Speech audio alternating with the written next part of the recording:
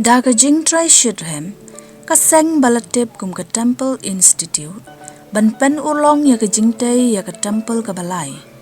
Kane ka seng tang bakay rap ban pen mi phone ban tay ya ka temple balai, henry ka lapen imbiang ya ka rukom troigam kileng do bat kilebi. Daga ba kilapli ya ka school ban ay jing hika ya kileng do bat ya kilebi.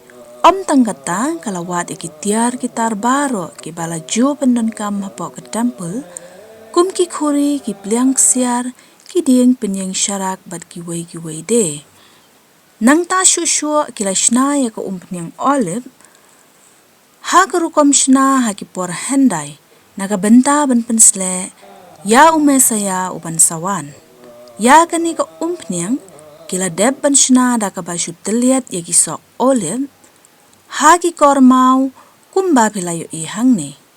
Nang tasyo, kaladon kajing pen paidbah ya ko rukom le niam haga temple.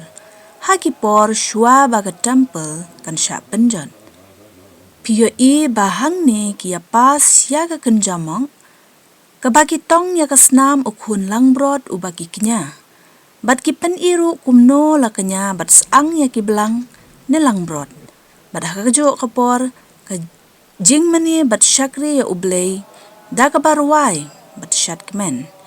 Ya gani ka jing le niam kilale hajan ke Temple Mount.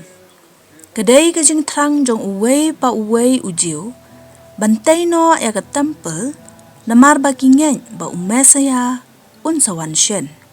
Tongin duway na kabenta jongki, bakin sngaw tuwa, baka temple kadai ka ment jongi, bat ujisu uday ukhun langbrod, ubalade pan syak kanya dalade. Berkasnam jong u kalapen ko jangi nakapop.